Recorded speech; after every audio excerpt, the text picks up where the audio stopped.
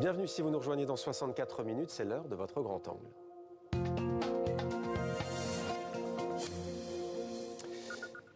Vous en avez très certainement entendu parler, ChatGPT. Cette application a surpris le monde entier avec ses performances époustouflantes, utilisées notamment, mais pas seulement, par des étudiants lors des examens. L'intelligence artificielle est capable de passer avec succès, effectivement, différentes performances. Est-elle pour autant dangereuse? On va tenter d'y voir plus clair avec vous, Alexandre Gueffen. Bienvenue à vous. Bonsoir. Vous êtes l'auteur du livre Vivre avec ChatGPT, séduire, penser, créer, se cultiver, s'enrichir. L'intelligence artificielle aura-t-elle réponse à tout? Première question, elle est simple, Alexandre Gueffen. ChatGPT, c'est la machine qui remplace l'homme? Non, c'est une machine qui nous aide à comprendre le monde, qui nous aide à parler, qui nous aide à nous exprimer, qui rend la communication plus facile et plus fluide. Plus facile et plus fluide. C'est une application? C'est une application web. Donc ça sera bientôt sur nos smartphones directement. Pour le moment, c'est sur le web. Et elle est payante? Elle est payante lorsque vous voulez des fonctions avancées. Ouais. Alors concrètement, comment ça fonctionne?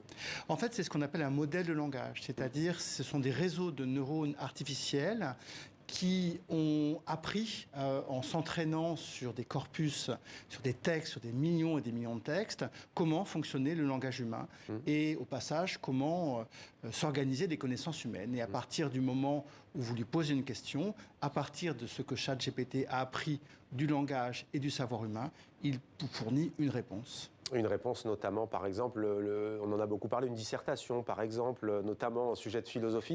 Et c'est vrai que c'est assez bluffant. Toutes celles et ceux qui nous regardent vont comprendre pourquoi. En quoi est-ce une révolution, selon vous? On n'a jamais vu des machines parler jusqu'à l'heure. On les a beaucoup rêvées, on les a imaginées dans les films, dans Westworld, dans Terminator, dans tous ces mythes de ces machines parlantes. Mais on n'a jamais eu sur nos téléphones portables des machines capables de synthétiser des résultats scientifiques compliqués, de nous permettre de comprendre la grammaire birmane, de résoudre un problème de biologie au bac aussi facilement. Alors, à la question, c'est la machine qui remplace l'homme, vous m'avez dit non. Et à la question, c'est la machine qui réfléchit à la place de l'homme, la réponse est oui? Elle peut réfléchir à notre place, elle peut effectivement nous économiser l'effort de réfléchir par nous-mêmes. Reste à savoir si c'est vraiment toujours une bonne idée. Si tu devais être un personnage de roman, qui serais-tu? Mon chat, vous l'appelez mon chat, vous, l'application? Je l'appelle mon chat parce qu'en fait, vous savez, elle est capable de comprendre le langage le plus familier, elle a été entraînée à cela, et elle est aussi un objet de rêve, de fantasme, et on incarne finalement cette intelligence artificielle par des noms, par des affects. Alors, si tu devais être un personnage de roman, la réponse de votre chat, en tant qu'intelligence artificielle, je n'ai pas de préférence ou de sentiment personnel, mais si je devais choisir un personnage de roman qui incarne ma nature et mon rôle, je pourrais me comparer à Sherlock Holmes. Qu'est-ce que vous avez cherché dans ce livre à travers différents exemples? J'ai cherché à expliquer. Moi, je suis d'abord chercheur, je suis scientifique, je pratique des outils de ce qu'on appelle le traitement du langage depuis de nombreuses années, et j'ai essayé, plutôt que d'avoir un discours visant à faire peur ou visant à promettre une transformation radicale du monde dans les semaines qui viennent, à expliquer comment ça marchait et quel type de problème ça posait, quel type de problèmes politiques, éthiques, scientifiques, moraux, ça devait nous poser dès aujourd'hui. On va venir aux problèmes moraux et aux risques, mais tout de même, l'une aussi qui nous interpelle. Peux-tu faire le blason des tétins de mon ami à la manière des poètes de la Renaissance?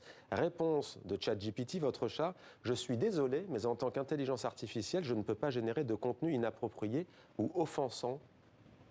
ChatGPT a été très, très dompté. On l'a entraîné, ce qu'on appelle en informatique, on l'a aligné à une conformité, un conformisme peut-être moral qui exclut toute réponse érotique, toute violence, pour ne pas choquer, pour que ça soit un outil utilisable dans les écoles et dans tous les pays du monde. Il y a donc des limites.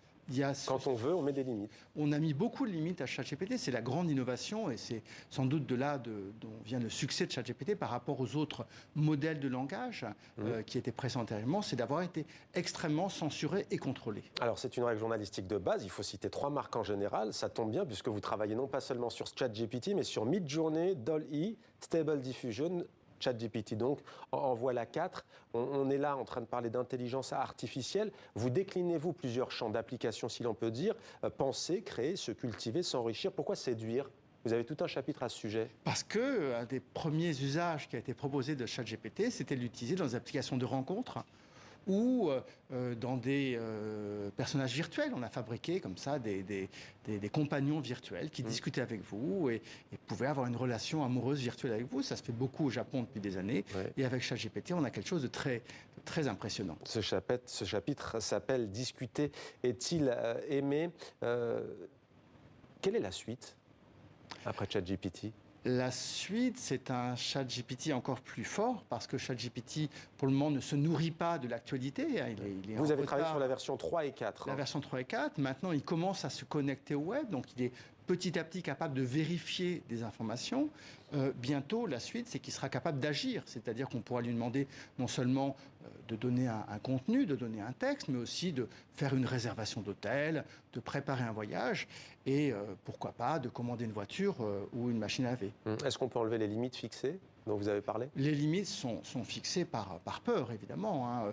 Rien n'interdirait de connecter complètement ChatGPT au web et de lui permettre de commander, je ne sais pas, les composants pour fabriquer une bombe, si on le voulait. Ouais. Alors, la grande majorité des spécialistes interrogés reconnaissent humblement d'ailleurs qu'ils n'avaient pas anticipé une accélération aussi brusque des performances des intelligences artificielles. Est-ce que c'est votre sentiment ? D'ailleurs, on appelle ça des intelligences artificielles génératives, qui sont capables de générer.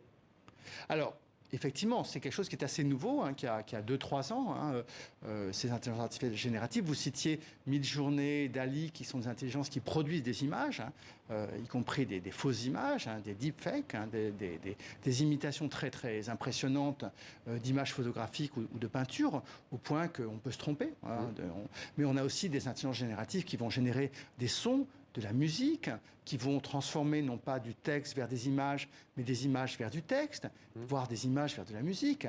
Les capacités de transfert d'informations sont absolument impressionnantes. Et chaque semaine, une polémique. On a un artiste, il me semble, au Japon, qui a gagné un prix, qui l'a dit après coup. Hein, il a voulu tester en photo, il me semble, ou en peinture. Il y a eu plusieurs prix de photos qui ont été gagnés par des intelligences artificielles génératives. Et je crois qu'il n'y a effectivement pas un jour où un scandale n'éclate. On en parlait hier, d'ailleurs, le Pentagone, vous parliez d'artefacts, de fausses images. On va peut-être revoir cette image du Pentagone et cette explosion. Fébrilité sur les marchés financiers aux États-Unis, 10 minutes. Le Pentagone, lui-même, le ministère américain de la Défense, est obligé de prendre la parole et de dire attention, il n'y a pas eu d'explosion au Pentagone. Là, on est dans l'une des dérives types. On a passé un seuil où on ne peut pratiquement plus reconnaître un texte généré par une IA générative ou une image fausse générée par une IA générative. Donc il faut être extrêmement vigilant, il faut essayer d'apprendre à contextualiser, à connaître les sources, et c'est là que le rôle d'une grande chaîne d'information est essentiel. Il y a le maire d'une commune en France aussi qui a fait son discours pour le 78e anniversaire du 8 mai 1945 récemment avec l'intelligence artificielle et ChatGPT. Sam Altman, on va voir son visage, j'imagine que vous connaissez cet homme. Sam Altman, c'est le créateur de ChatGPT. Il a reconnu devant les sénateurs américains que l'intelligence artificielle avait besoin d'être régulée. Cet homme d'ailleurs est en tournée en ce moment dans le monde. Il était à Paris avant-hier. Est-ce que c'est régulable ? Alors, il y a des IA, des intelligences artificielles qui sont facilement régulables, celles qui sont critiques en médecine, en droit, pour des voitures, pour des avions. Pour ce qu'on appelle les modèles de langage qui vous disent un peu comment on pense, c'est beaucoup plus compliqué. Hein. Sur quelles normes morales va-t-on aligner ChatGPT ? Quel type de réponse attend-on à des questions, je ne sais pas, sur la peine de mort ou le droit à l'avortement ? C'est extrêmement délicat de fixer les cadres. Et c'est pour ça, par exemple, la Chine s'inquiète beaucoup d'un ChatGPT qui changerait, qui occidentaliserait la société chinoise. Dernière information, Thierry Breton, commissaire au marché intérieur cet après-midi. L'Union européenne et Google veulent des règles volontaires avant une nouvelle loi concernant l'intelligence artificielle. L'Europe peut mettre, elle a déjà fait des choses, hein, notamment sur le RGPD, notamment concernant les données, parce que l'autre question qui se pose, c'est le vol des données, tout simplement, des utilisateurs. Alors, le vol, il y a disons, deux types de vol des données possibles. D'abord, les textes sur lesquels les modèles de langage sont entraînés sont parfois des textes qui sont sous droit. Il y a plein de romans qui ont servi à l'entraînement de ChatGPT et qui n'auraient pas dû être là. Donc là, on est dans le plagiat. Dans le plagiat, et beaucoup de photographes, beaucoup d'artistes s'inquiètent du plagiat de leurs œuvres par des intelligences génératives qui fabriquent des images. Et sur les données personnelles ? Sur les données personnelles, c'est compliqué. Quand vous demandez à ChatGPT, dans un cadre professionnel, de vous résumer des documents critiques, les données que vous envoyez à ChatGPT lui servent de base d'entraînement. Et par exemple, Apple vient d'interdire l'usage de ChatGPT pour éviter que des données fuitent du côté de Microsoft. Autre risque, une machine à fabriquer le chômage. Vrai ou faux? Comme toute évolution technique, elle expose au risque du remplacement d'un certain nombre de métiers, d'un certain nombre de compétences par la technologie qui émerge. Dans plein de domaines, hein, l'enseignement, les banques. Aux États-Unis, il y a une entreprise d'enseignement et d'aide scolaire qui a tout simplement fermé à cause de ChatGPT. C'est effectivement un extrêmement bon outil d'aide aux devoirs, de soutien scolaire. On n'a pas parlé de la médecine en termes de diagnostic. Ça peut être un atout majeur, l'intelligence artificielle. Alors, pas forcément celle de ChatGPT. ChatGPT, elle fonctionne avec du langage et donc, au fond, elle prédit les mots les uns après les autres en fonction de ce qui est probable. Mais on a en médecine, en diagnostic, en analyse, par exemple, de radio médicale, de données médicales, effectivement, des IA qui sont extrêmement performantes et qui permettent, par exemple, de repérer une tumeur plus vite qu'un radiologue expérimenté. Note au lecteur, ce livre a-t-il été écrit avec ChatGPT? Point d'interrogation. Il y a un peu d'ironie au début, mais pourquoi est-ce que vous la posez en préambule? Parce que c'est la question que tout le monde me demande. Comment faire pour écrire vite un livre sur ChatGPT, le faire faire par ChatGPT? Ce n'est pas le cas. Les IA ne sont pas encore capables d'écrire complètement des livres, de comprendre ce que c'est qu'un personnage, de comprendre ce que c'est qu'un discours qui va se développer sur des chapitres et des chapitres, mais ça peut vous aider. Le prix Nobel de littérature, il y a quelques années, a expliqué qu'il se servait de ChatGPT pour vaincre la terreur de la page blanche. Et question, cette entrevue a-t-elle été réalisée avec ChatGPT?